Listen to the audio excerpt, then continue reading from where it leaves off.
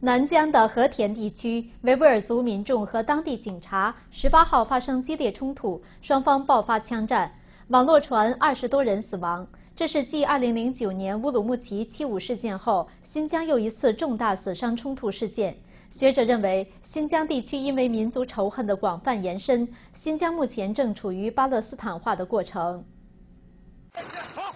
新疆和田市因为发生警民冲突事件而全市戒严。中共当局声称，宗教极端分子袭击派出所，而大规模搜捕参与的维族人。不过，流亡海外的世界维吾尔代表大会的人士指称，警方向和平请愿的示威者开枪，才引发双方冲突。中国的武装人员直接开枪打死20名维吾尔人，伤12人，重伤3人。其中受伤的有4名妇女和包括1名11岁的儿童。到昨天夜里为止，已有70多人被逮捕，而且这种镇压和搜捕目前正在进行。对于这次冲突原因，迪里夏提表示，18号早晨，超过100名维族人上街示威，抗议他们的宗教遭到管制，土地被非法征收，同时要求当局公布09年新疆乌鲁木齐75骚乱后失踪亲友的下落，因此导致当局开枪镇压。迪里夏提认为，和平抗议遭到中共武装暴力镇压后，演变成为冲突事件，当局要对冲突负责。同时，他提醒北京不放弃暴力镇压手段，只能使局势恶化。政府所利用的暴力镇压手段，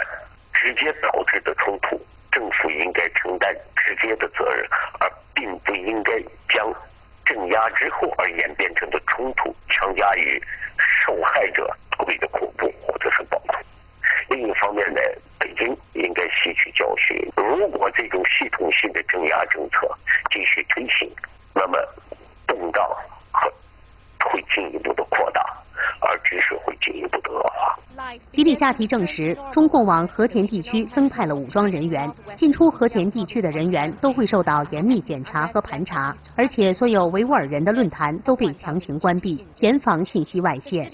不过，即使这样，他表示局势有扩大的趋势。他说，在和田市出现了大量要求释放被扣押人员的传单，而且还蔓延到了和田市以外的地区。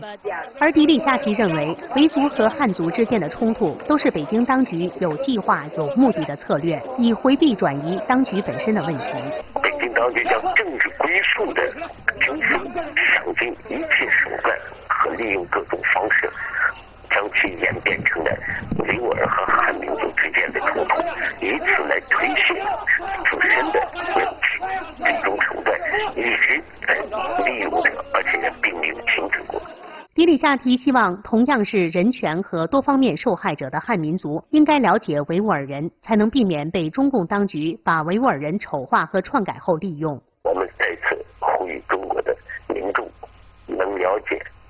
维吾尔的历史，了解维吾尔的文化，了解维吾尔的民族和信仰，尊重了解维吾尔人对于自己未来政治归宿的追求。不过，中国独立作家、民族问题专家王立雄曾经在他的著作《我的西域，你的东土》中写道，巴勒斯坦的暴动场面总能看到孩子的身影。他将这种民族主义的充分动员和民族仇恨的广泛延伸称为巴勒斯坦化。他说，新疆正处于巴勒斯坦化的过程。新唐人记者周玉林、宋峰、王明宇采访报道。